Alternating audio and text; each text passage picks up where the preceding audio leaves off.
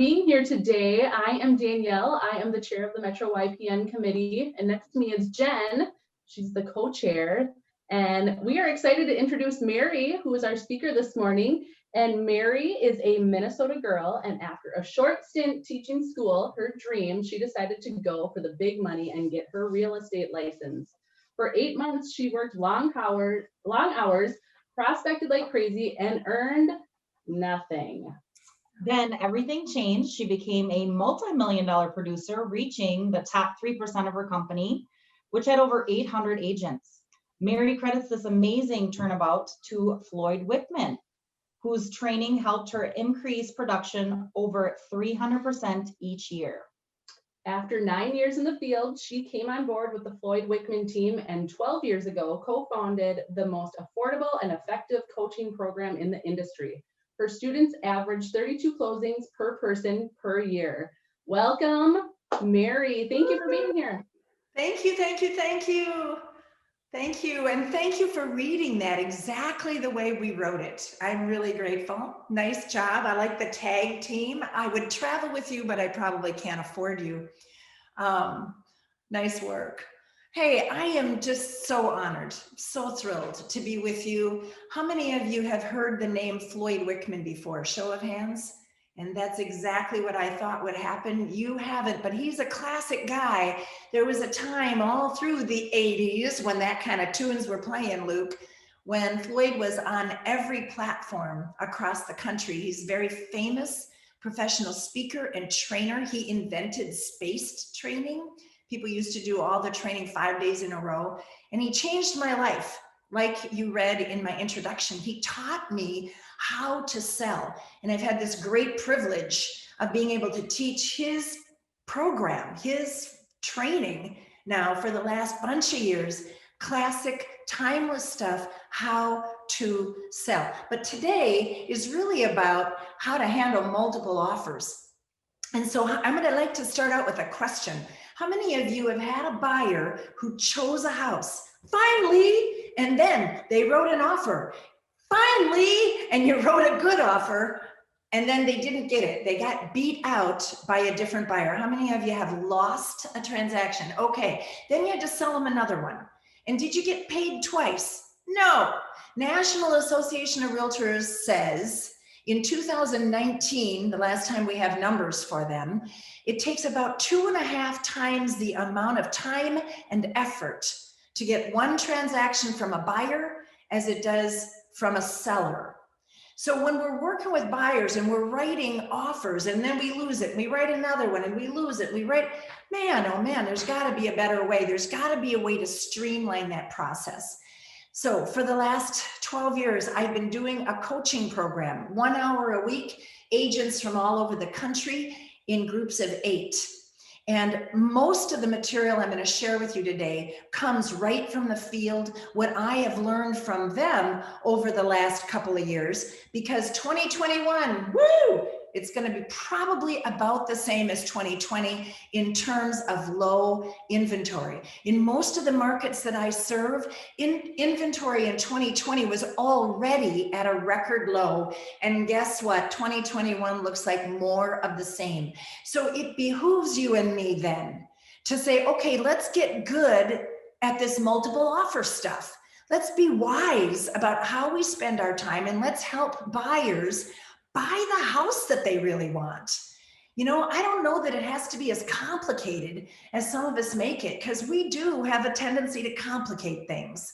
Some of us maybe more than others. My mother, for example, has always been one of those people that makes things too complicated. I was at her house back in October, and she said, hey, I'm having a little trouble with my computer. Do you think you could help me out? Now, if someone's asking me for tech advice, you know they're pretty desperate, right?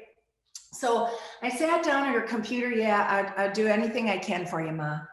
I sit down, I said, so what's your password? She said, I can't tell you my password. I said, Mom, you got to tell me your password so I can help you. She says, okay, it's Mickey, Minnie, Donald, Daffy, Huey, Dewey, Louie, Sacramento. What? How can your password be that complicated? She said, well, they told me I needed 7 characters and a capital. So, you know, we can take something that's really pretty simple and make it more complicated. And I'm really hoping that today, what I can do for you is make things a little bit easier for you. Before we begin, I'm going to share some slides with you, and I'm going to offer to send those slides to Luke as a PDF, so that you don't have to write every single thing on every single slide down. I'm gonna go way too fast for that. And so before you get frustrated, I thought I'd just let you know, I am gonna send you the notes that are on the slides. So if you're taking notes at all, take them from what you're hearing and what I'm saying, or what you think of in your own mind, rather than just what's on the slide. This is also being recorded and will be available. I'm not sure how Luke communicates with you or how the team does, but I'm all for that. And on the last slide, I've got my contact information. So if you need me, want to talk to me, I'm more than happy to do that. I'm all in. This is a wonderful opportunity for me to get Floyd's name out there, to do a little bit of teaching and training. And anytime I can have a live audience, I'm up for that. So I'm going to go ahead and screen share now. If you write in the chat, someone will read it. It won't be me right now. And that's because I'm going to try and stay on track. I got a lot of material, and my number one goal is that you're finished on time and able to participate as much as possible. So good morning. And here's the topic. What do we do with these multiple offers? And how do we increase the odds that you, attendee of this workshop, get paid as opposed to not getting paid? Well, I want to start with core values. These are mine. I'm going to suggest that you can have them, by the way. They're now yours as well, if we agree that this is what core values are. What are your core values? These are at the bottom of every email I send. This is how I would start a relationship with a buyer, is by letting them know this is who I am. If you and I aren't a good fit, then you should buy a house from somebody else. This is who I am. And I have found that when I work with clients that think the same way I do, things just go better for both of us. So I like to share that up front, because then we find out if there's not a fit, we can circumvent all the pain and misery in the middle, right? Why would I do that right up front? Well, because I'm going to advise my buyers about this multiple offer situation, about our marketplace right now, and I want them to trust me. And I believe that trust really begins when we share values. You see, you probably already know that most people don't hold realtors in real high regard. Oh, it's my realtor, until they know us, until they know who we are and what we do and how hard we work and how professional we are. And I love that you are in this organization whose mission it is to increase professionalism, you know, to get the word out, to improve our own skill and professional behavior, because the world does not really look at us as a super valuable entity. And I think it behooves us to show them we are. Look at that number 2 there. Make my client's number one goal my number one goal. I would say that to a buyer. I need to ask you a lot of questions so I understand your goal. And once I do, that becomes my goal. Look at the last one. I want you to know that you can count on me to do what I say I will do every time, not just when it's convenient, but every time. I'm pretty careful about what I promise. But if I say I'm going to do it, I am going to do it. By the way, those are my core values, our core values at Floyd Wickman Team. I bet they're yours too. So what is best for our buyers? Whether you're representing the buyer or the seller, it's putting your mindset that my goal is to help them hit their goal.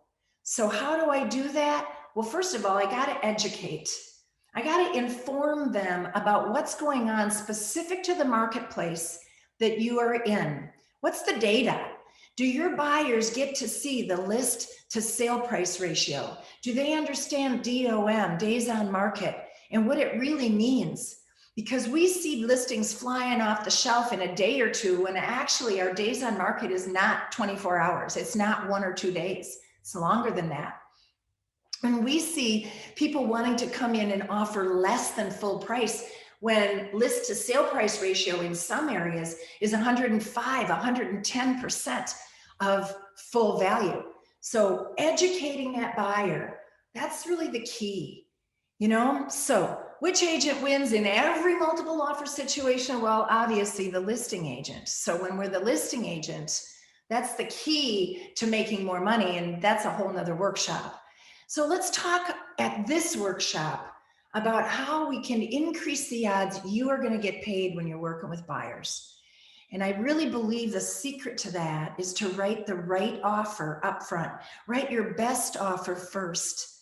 If you are not able to do that, if you are, I'm going to say weak at selling, then you're saying things like this. So what do you want to offer? So what do you think? Well, what kind of price should we start at? You know, that's so weak. We got to be strong. We got to be confident. We got to lead these buyers to where they're writing the offer on the property they want to move into. Is this the house they want to move into? Because if it is, you might not get a second chance. You can't just say, well, what do you want to write the offer at? I got to show you what you need to write the offer at in order to be taken seriously, in order to increase the odds that you're going to get paid. I think that's how we serve the consumer. So let's talk about contingencies. Obviously, we try to avoid as many as possible. But, you know, sometimes we have a seller who knows if they put their house on the market, it's going to sell right away. And they could be right. You know, right now in some of our marketplaces, you put a property on the market, you're going to have 4 offers by tomorrow morning. It's going to sell really fast because there is nothing else. And they're right, it's going to sell fast. So Erica, my student, my coaching student from Mobile, Alabama, has been doing this. Now I'm talking about buyers, but really this isn't a buyer yet. This is somebody who has to sell their house in order to buy, except they're scared if they put their house on the market, it'll sell in 5 minutes. How do they go about buying? This has worked 5 times since November, since early November when she started doing this. Here's what she does at the listing appointment. She completely prepares every document, every single document, and the customer, the seller, signs every single form. They take the pictures, they do the staging, they do all the work, and then she takes them out and shows them houses. They do not submit it to the MLS. In fact, they write right on the side of the listing contract, the seller requests this property remain out of the MLS until seller has entered into purchase agreement with another home, on another home. Then they go out and they find a house. When they do, Erica explains to the agent who explains to the seller, these people believe their house is going to sell within 24 hours. So we are completely ready to pull the trigger. We're completely ready to activate the listing. All I have to do is push the button, but we don't want to do that unless we can work something out with you all. Would you be willing to take your house off the market for 24 hours or 48? And you get to pick what the amount is, right? While we sell our house. We believe in 24 hours we can remove our contingency. So obviously we try and avoid contingencies. If we can't, there's an idea that got her a bunch of commissions. So now let's talk about a traditional buyer. They don't have a house to sell, and we sit down with them. Now, in a COVID world, that's a Zoom meeting, but it's at that first sit down that we begin to establish trust, that we show those core values, that we communicate to that buyer. My goal is to build a business based on referrals. Not the biggest billboard, not paying Zillow $20,000 a month like some agents do, but relationship-based referrals. Working with people who refer me to people that they know. And when you start the relationship like that and they understand your business model, I think that helps them get on board, that you're not going to pressure them, that really this is all about you serving them. And that's how your business is going to grow. That's them being happy. So let's move forward. Pre-qualified or pre-approved, which is better? Go ahead, everyone, answer out loud. Oh yeah, pre-approved, completely different thing, right? It's completely different. And sometimes buyers come to us and they say, well, we already have a mortgage lined up. Yeah, we're going to use Rocket Mortgage. Now, I really hope Luke isn't going to email this presentation to Rocket Mortgage because I'm about to throw him under the bus. How many of you have had a transaction where 2 days, 3 days before the closing with Rocket Mortgage, you got a surprise? Oh, you got to bring an extra $3,000 to closing. Oh, yeah, forgot to mention. Yeah, you're approved, but you need another $5,000 to close. Anyone? Show of hands? Because that's what I'm hearing from around the country. There's surprises. And I know, why don't you get a hold of Rocket Mortgage and get that all sorted out? You know what? By and large, these companies that you don't know, where you don't know the people, it's pretty hard to negotiate with. Pretty hard to get the president of Bank of America on the phone to solve problems that you have. So my advice is create a list of people that you trust, that you know do well, that understand the mortgage lending industry and are willing to work with you and solve problems with you, that tell the truth up front and are good at estimating buyers' costs and buyers' final payments, so there are fewer surprises down the road. Someone comes to you and says, hey, we got Rocket Mortgage, for an example. Oh, we've already been pre-approved. You say, fantastic. You know, most agents in this market would just run with that. But I've got another way of helping you find the right house. See, in this market, probably more than likely, you're going to be competing with another buyer when you find the house that you want to buy. There'll be someone else that wants to buy it too. So I always recommend to my buyers that they have 2 lenders standing in line, ready to give them a loan, because that alone could knock out the other buyer that only has 1. Other agents might have you overbid. I want to have you avoid overbidding, because I want you to call me when it's time to sell this house in 5 years, 10 years, whatever. So this is one of my techniques to help you get the house you want without having to spend extra.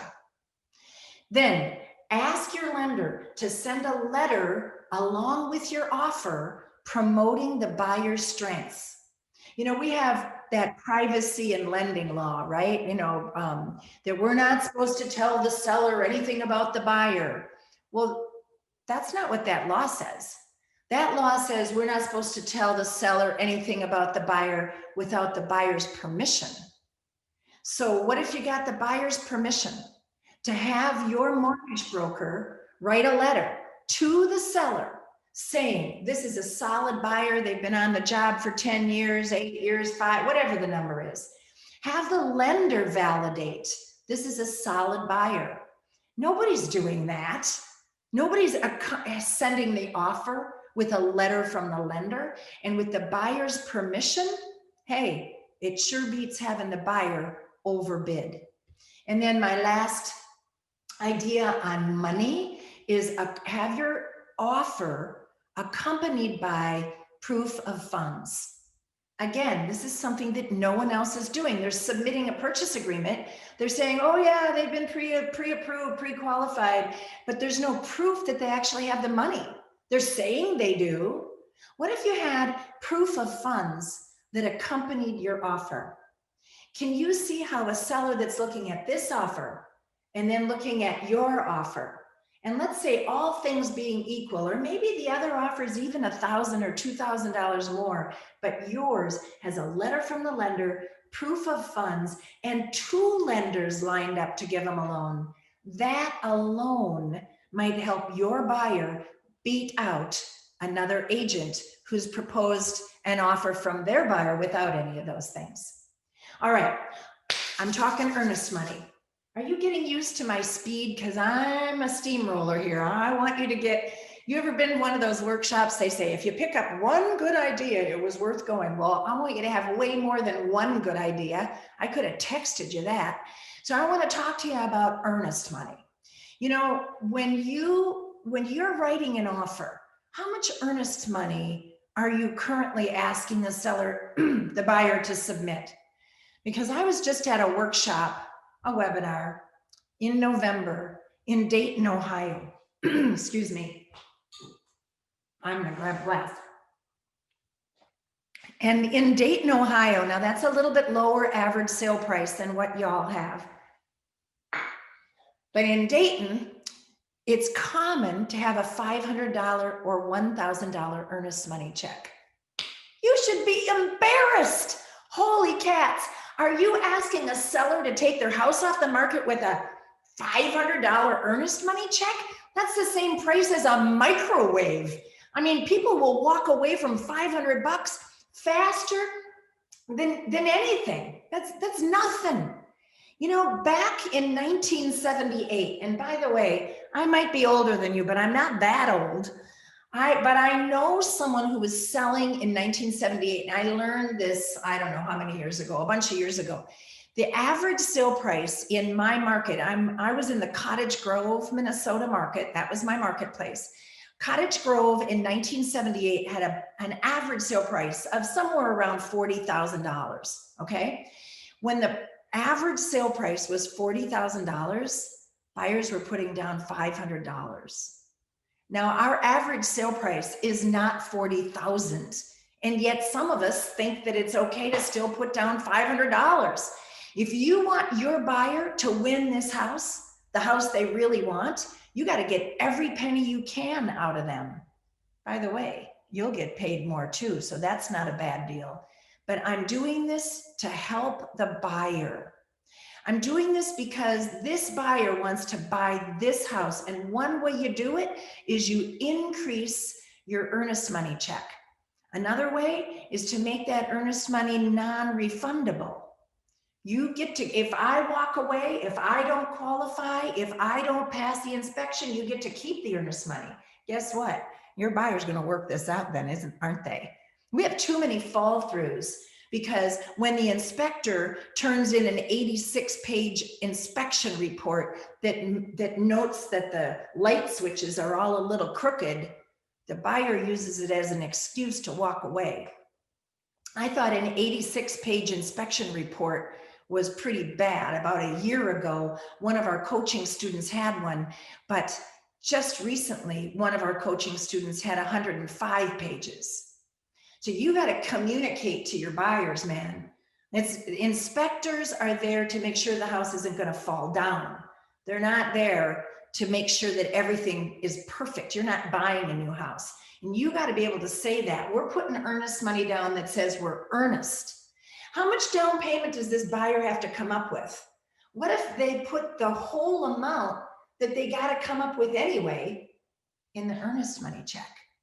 Now you got multiple offers. This one's $500, this one's $2,000. Your buyer puts $7,500 on an earnest money check. Makes it look better, doesn't it? Even if the price isn't higher. All right, you show the house. My number one piece of advice is as soon as the showing is over, if these buyers indicated they sort of like it, before you've even begun to write up an offer, get a hold of that listing agent and tell that listing agent the feedback. So I want to share with you, I actually typed out an actual feedback sheet that was in Columbus, Ohio. I have a lot of students in Ohio. And here's what my listing agent, my student was the listing agent.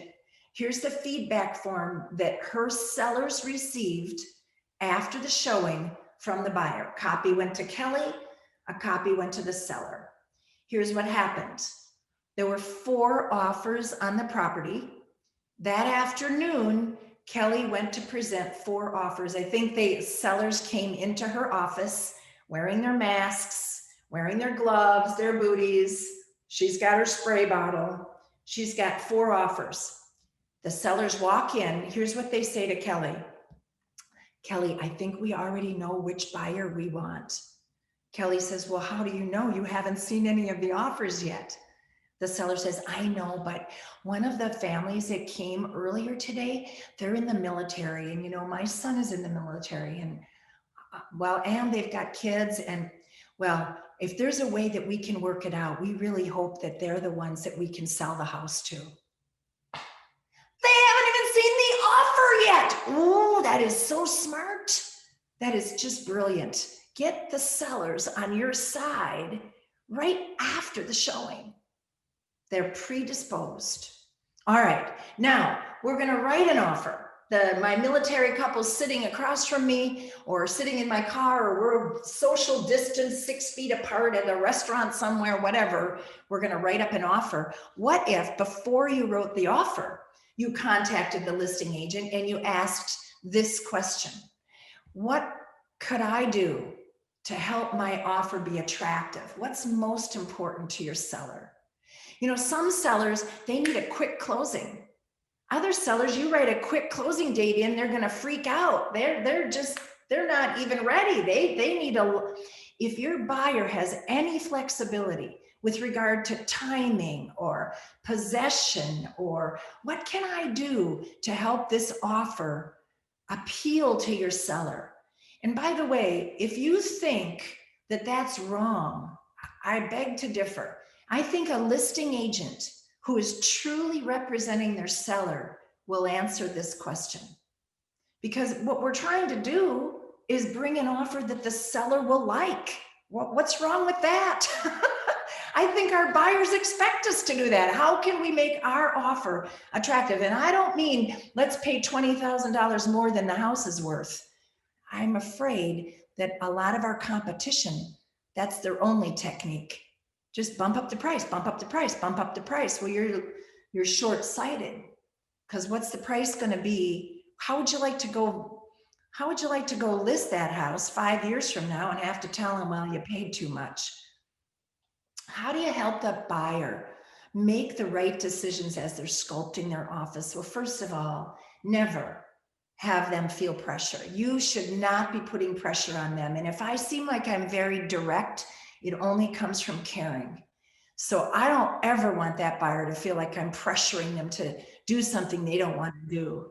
I think a lot of our job is to really be a listener, to really listen to what's important to the buyer. You know, sometimes we get so so enraptured with what's going on that we don't listen.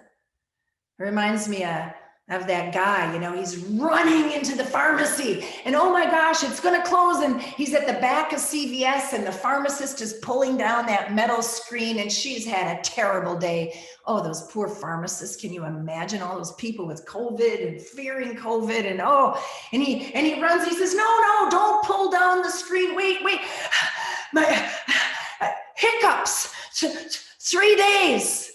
And the pharmacist is so frustrated with how her day went, she reaches across the counter and slaps him in the face. And he says, what'd you do that for? And she says, well, you don't have the hiccups anymore, do you? And he says, it's my wife who has the hiccups. She's in the car. Sometimes we need to stop and really listen to what that buyer is saying to us. What's important to them? What do they want?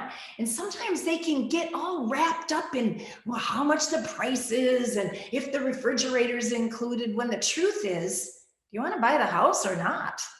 You know, you're making a $300,000 decision. Who cares if there's curtains? I mean, really, get it in perspective. Get it in perspective. What's really important? We're losing in a multiple offer situation because we've got little nitpicky things that are preventing our customer from getting that house. Use a talking pad. Number one piece of advice, I'm going to grab mine. So a talking pad, according to Floyd Wickman, is a notebook, right? It's a notepad. And whether you like yellow or you like white, either one, if they're talking, you're asking questions and listening, and you're writing down what they say. What does it mean when you write things down that the buyer says? Fill in the blank. Even if I can't hear you, just answer me.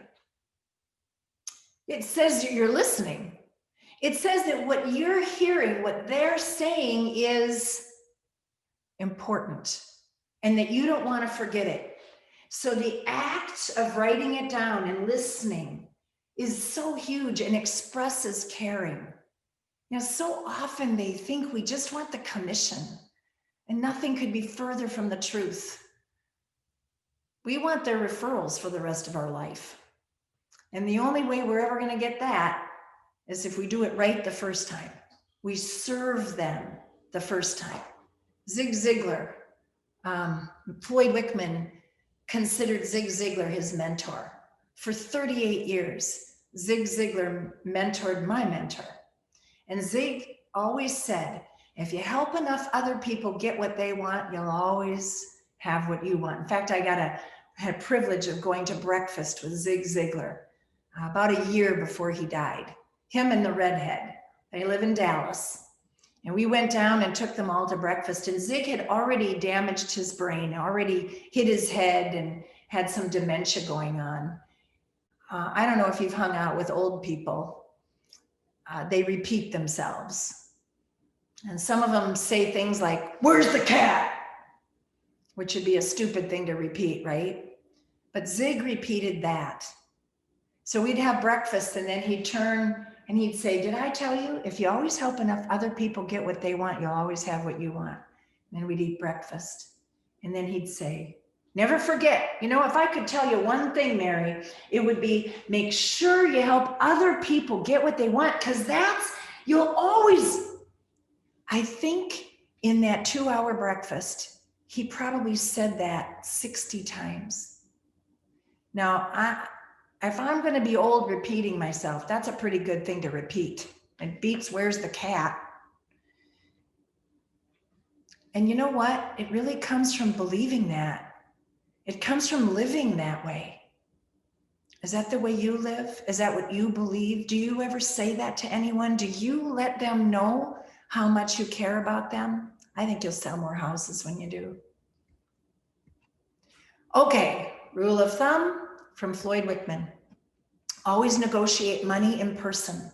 Oh man, you're probably not gonna like this one. I should have moved a chair over here. Hang on one second. I keep having to pick things up and put things down. My apologies. Yeah, always negotiate money in person. Now this is a pain in the neck. You know what? We get an offer in. Oh, I got an offer. Oh, all right. I'm going to send it to my buyer. I'm going to send it to my seller. Oh, great. All right. Let me know what you think. That's not how you negotiate an offer. You know, if your commission is under attack, and it is, our industry's commission is under attack. And is it cheaper than ever to be in real estate or more expensive? I think it's more expensive. Is it easier than ever to make a living in real estate? I think it's harder than ever. And so we lower our fee. Now, I don't care what commission you charge. I mean, your family probably does. Your broker probably does. I don't care. But whatever it is you feel like you're worth, seems to me you should earn that amount. And the way that we earn it, our number one way of earning it is negotiating. It's not marketing. It's easy to find a buyer today. It's negotiating for our sellers. It's negotiating for our buyers. So how are your negotiating skills? Are you proud of being a salesperson? Or do you say, "Oh, I wouldn't want to be a salesperson," because that's what they're hiring you to do. So how do you help someone buy it when they're sitting there saying, "Well, we like it. I don't know. Do we make an offer? Do we keep looking?" How many times have we worked with a buyer that should buy this house, but we don't want to pressure them and they can't pull the trigger, so they end up waiting and thinking about it, and then it's gone. See, a salesperson, let me give you the definition. A salesperson helps someone make a decision that they will say thank you for, that they'll be grateful for, that they wouldn't make without our help. Now, a con artist helps people make decisions they're going to regret. pushing people. That's not who you are. That's not who I am. That's not who I want to be, pressuring people into making a decision. But if you can lead people to make a decision that they'll be thankful they made, that's, I think, when there's joy in being a powerful salesperson. So how do you help someone decide if they even should make an offer?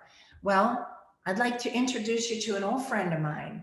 Now, I don't have nearly enough of those in my pocket. You probably could use a few more too, but Ben Franklin, right? We all know Ben. What was he famous for? Declaration of Independence, ambassador to France, all kinds of patents because he was an inventor. Maybe the thing we all grew up knowing about him is he stood out in a lightning storm and discovered electricity, which doesn't sound like a real smart thing to do, right? He was a brilliant man. And he had a process for making a decision that took all the emotion out of it, so he could make a good, logical decision. May I share it with you? Now, that little story, that's what you would tell a buyer. You tell the story to the buyer. May I share with you Ben Franklin's process? Here's what he would do whenever he had a hard decision to make sure he made the right decision. He'd take a sheet of paper and he'd draw a line right down the middle. And on one side, he'd write all the pros, all the benefits of doing it. On the other side, he'd write all the cons, all the drawbacks of that decision. But now here's the deal. Here's how Ben did it. Whichever side is longest, that's the decision. In other words, you don't wait, well, this is shorter, but it's heavier duty. Weight, W-E-I-G-H-T, right? It's not weighted. You make a list of the pros, you make a list of the cons, whichever side is longest, that's the decision. What do you think, Mr. and Mrs. Buyer? Want to try it out? And so you get their agreement. Should we buy this house? Now, before I share with you how it might work, start with this. What are my core values? To make my client's number one goal, my number one goal. Does my client like the house? Do they want to keep looking to try and find something else that's not out there now, that's better, at a better price? What if they end up paying more? What if we wait and the rates go up? I mean, anything could happen. I watched them walk through that house. I watched how excited they got. I watched their face and their eyes and their body language. And yeah, now that they're actually making the decision, of course it's scary. Have you bought a house lately? It's scary. My job is to help them get what they want to get. I think it's a great house. I really do. So I'm going to help them make this decision. Watch. All right, well, we'll start with the pro. All right, what's one thing that you like about the house? Well, it has 3 bedrooms. I agree. You know, I was thinking you were going to tell me because it's close to work. Because Dave, didn't you say that you're spending extra time, and that when we were at the house, didn't you mention that this would be 15 minutes closer to work for you? Yeah, you get to sleep an extra 15 minutes and you get home 15 minutes earlier every single day. That's pretty cool. So what else do you like about the house? Well, you know, it's in the right ballpark for price. Yeah, that's true. It really is. I mean, we can afford this property. That's for sure. I was thinking we should add that it has the fence. You know, I know that you said we don't have to have a fenced yard, but with the 2 dogs, you would like to, but you are willing to put a fence in. This one, we wouldn't have to have the expense of putting our own fence in. So are there any other pros? Well, we like the flooring. Oh, that's right. Let me write that down. Yeah, because that's new. I mean, it is orange in that one room. You know, it's not ideal, but at least it's in good shape. You wouldn't have to repair it right away. And that reminds me, I think we should write on there's no repairs we'd have to do immediately. Now, did you catch what I did? I got one from them, then I threw one in. Then I said, what's another one? Then I got one from them, and then I threw one in. And I got their agreement. I wasn't pushy. I was thinking along with them, but I'm going to help build the pro list because I really think they should buy this, right? Now, I do not help build the con list. And when we get all done, it's pretty clear what we should do. If Ben was sitting right here at the table with us, he'd say, well, 7-2, we should buy the house. So tell you what, let's take a look at the money. And now all of a sudden, we're buying a house. So anytime you got to help people make decisions. By the way, this is how my son decided whether to buy his first car or not. This is work with a seller who's trying to decide if they should take the offer or not. The pro-con analysis is a tool we teach in the Floyd Wickman program that you just learned to help people make decisions with no pressure. All right?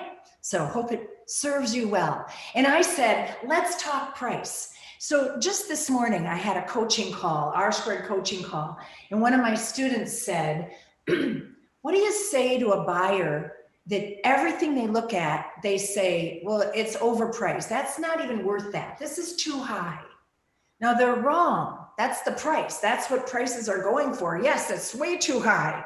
Yes, prices have gone up in the last year, 2 years, but everything they look at, they think is overpriced. And I know it's not.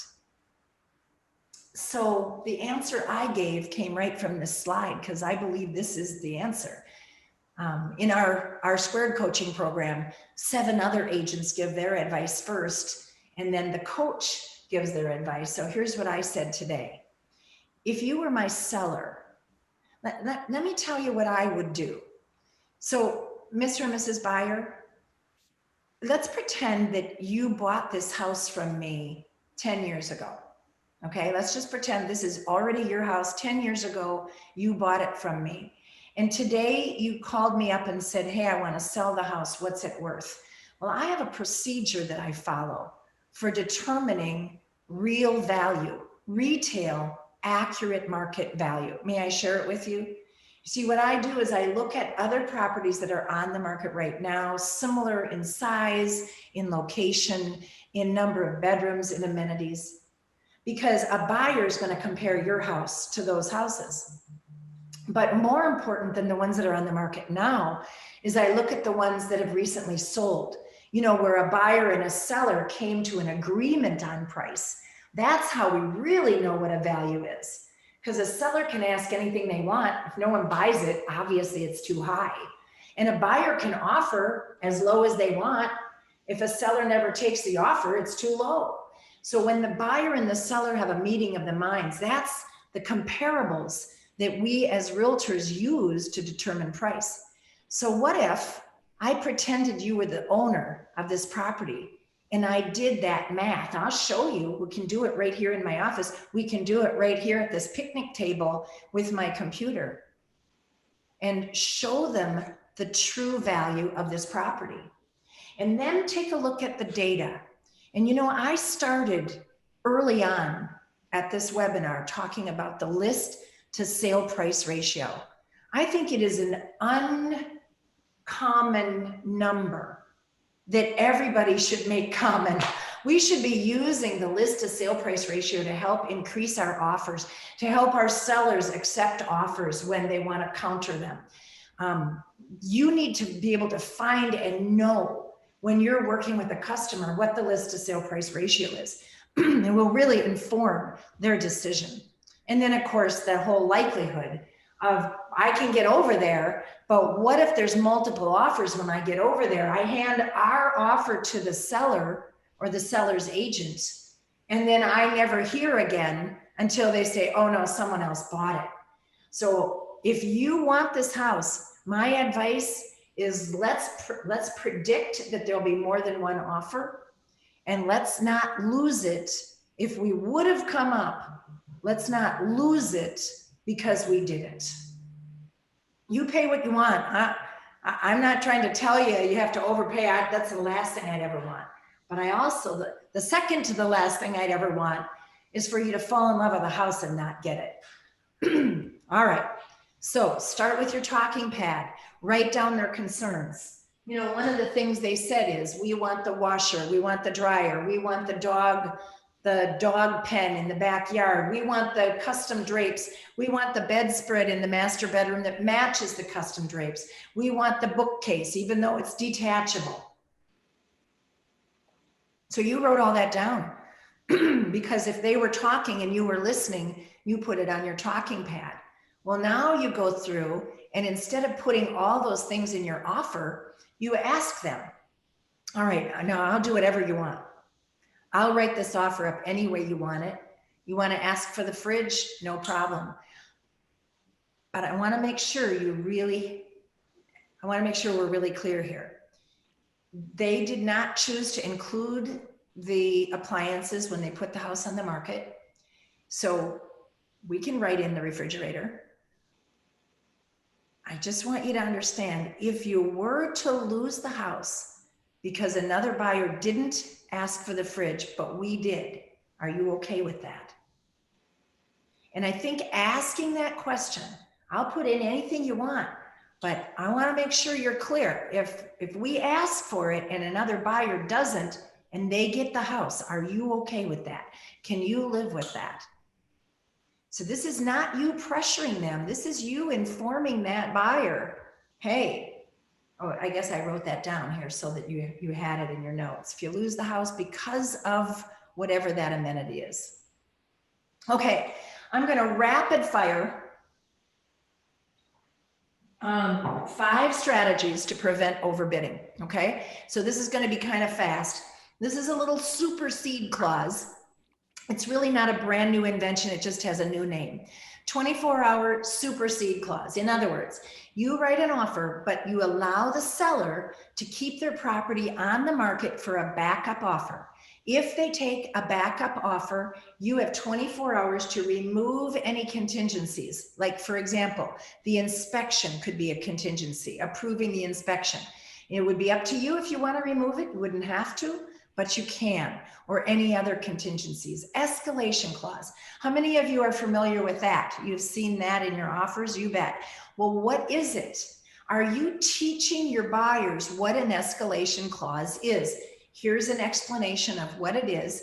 And in order for it to be valid, there needs to be a cap price. By the way, highest qualified bidder, not just highest bidder. It's got to be a qualified bidder. And you'll get all these notes. You have a chance to pull this all apart after the workshop is over today. What about when the appraisal comes in low?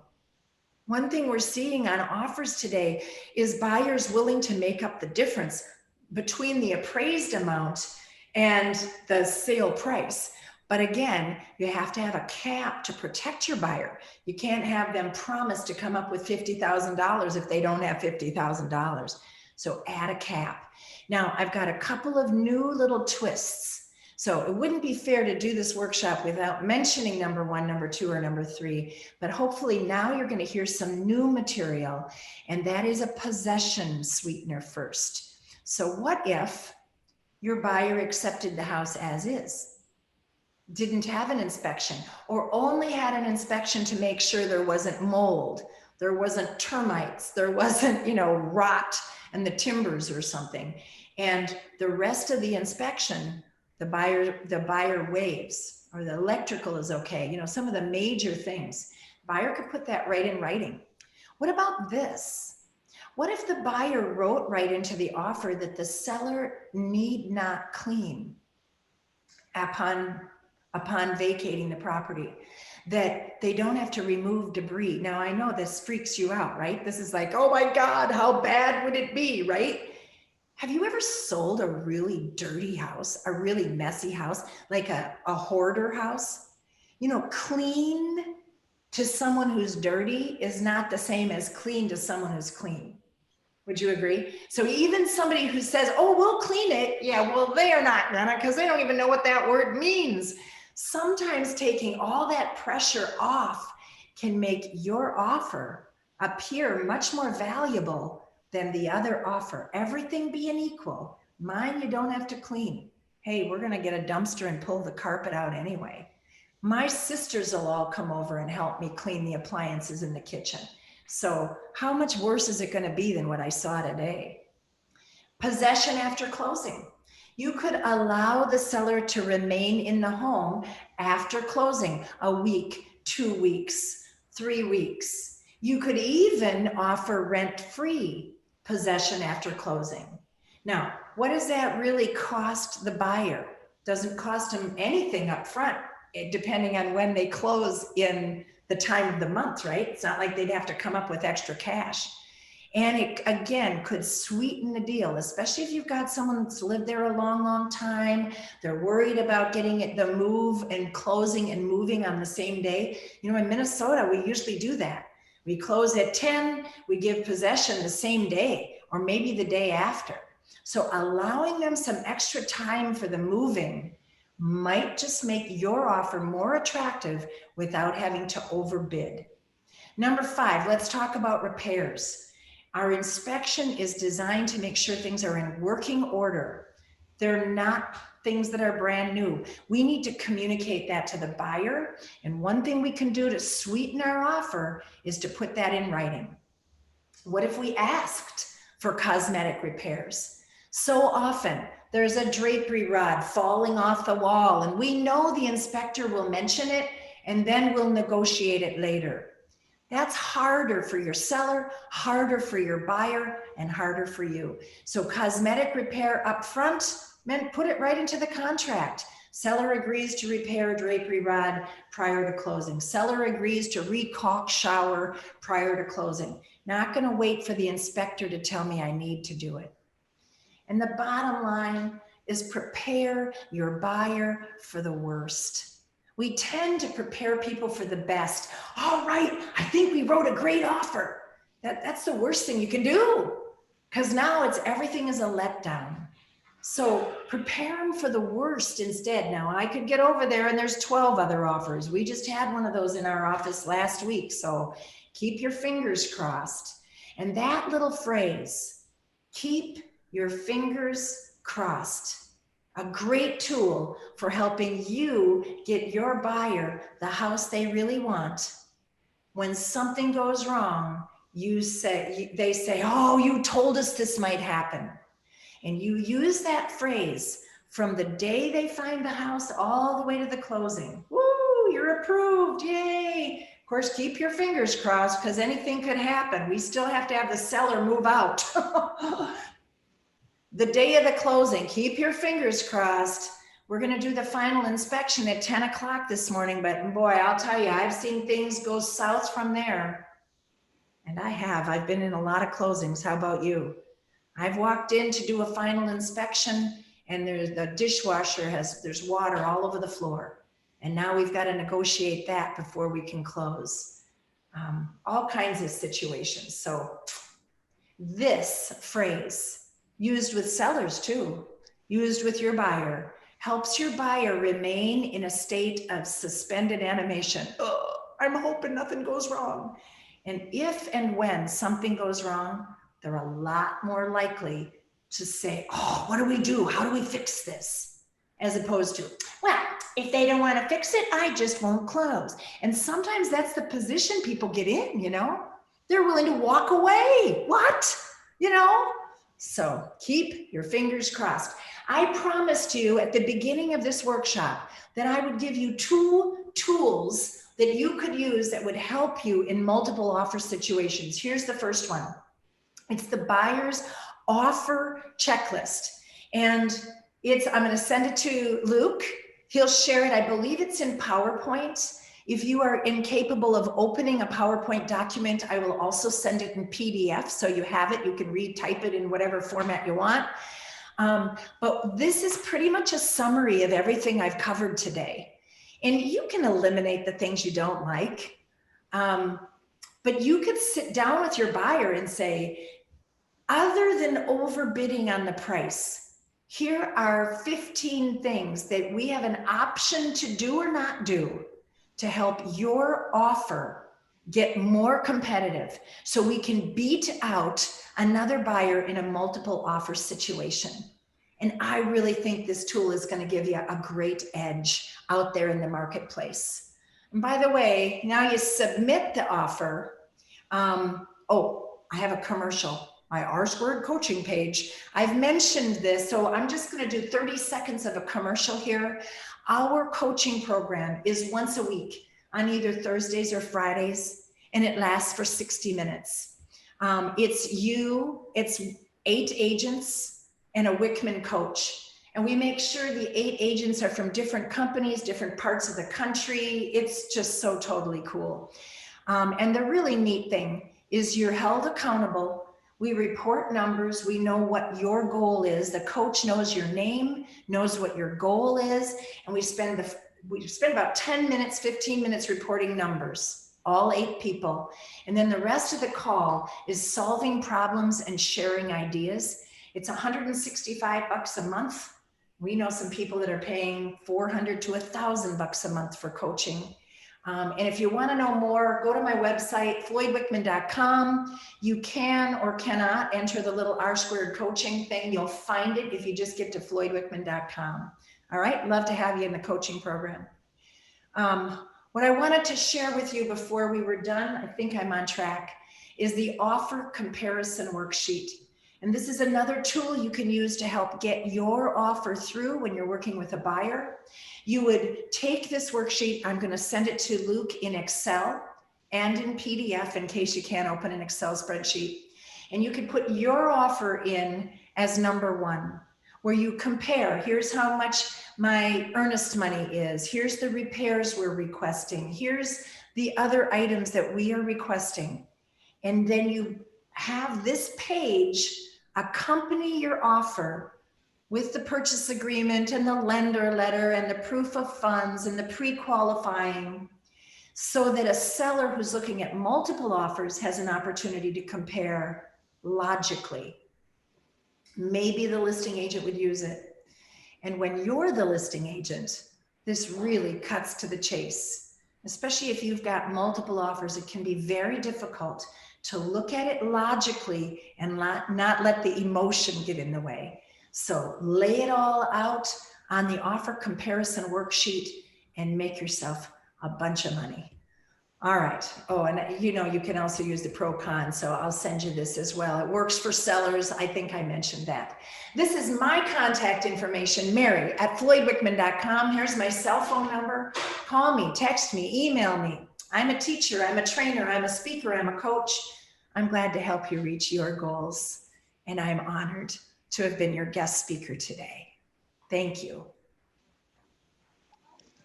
Looks like we have a question in the chat here. Sure. Someone said, I'm expecting another offer to come in later tonight. How do you know if the agent is bluffing? Well, you don't. I don't. You don't. But I would use that opportunity. Oh, wait a minute.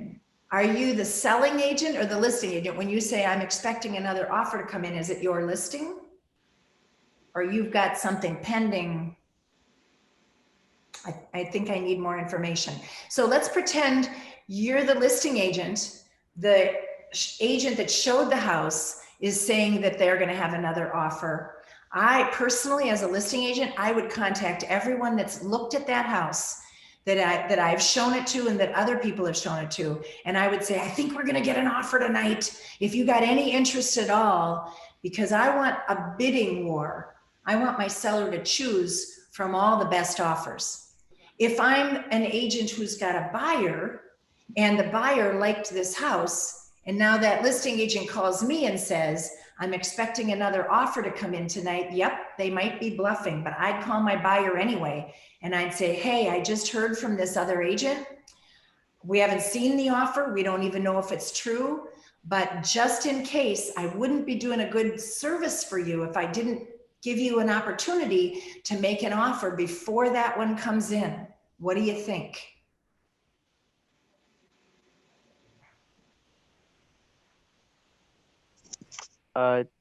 Terry, you should be able to unmute your mic to ask the question if you need to elaborate. Yeah, well, that kind of answered my question, but you know, when I've been doing this 9 months, so I'm relatively new, but it's like, you know, every time I call and tell an agent, hey, the showing went great, you know, tell me a little bit more about, you know, what the sellers are looking at, we're going to be writing an offer. Well, you need to know that I got another party who's really interested, and they said they're going to be putting an offer in tonight. So it's like, at what point, it's like, do you just call, BS and go, okay, whatever. And your seller's going, or your buyer's going, I don't believe it. And I want to, come in 40 grand underneath. I mean, I understand you have to like explain the situation and, Right. be transparent with everything. But I mean, is it pretty commonplace for agents to do that to the point where you just have to kind of go, okay, whatever, I don't believe you all the time? I don't think so.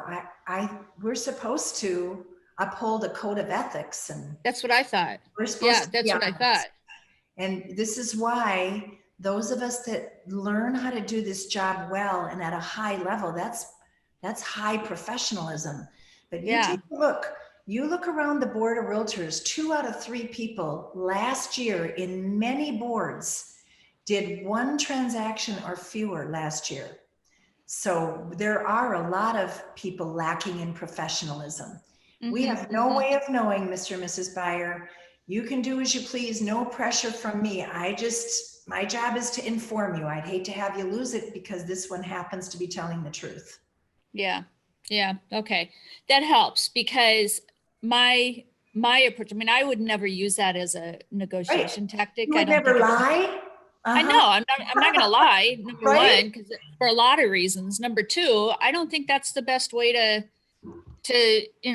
manage the transaction for a variety of reasons. I mean, I'm stating the obvious, but I'm like, I would never do that. So I just assume nobody else would do that. But hold however, on, Terry, because the truth is we are in multiple offer situations often, and there can be multiple offers coming in, and Yeah, I agents realize say, that. I think I'm going to write, and then not write. I So know. we I just know. don't have a way of knowing. Yeah. Yep. Okay. Thank you. That's what I thought. Welcome to the biz. Yeah. Well, good news is I've lost 1 multiple offer situation, but I've won 3. So, Wow. so Good that's, for a you. lot of it has to do with timing too. You got to be in there up front, Good for you. so, yeah. But thank you. You're welcome. Awesome.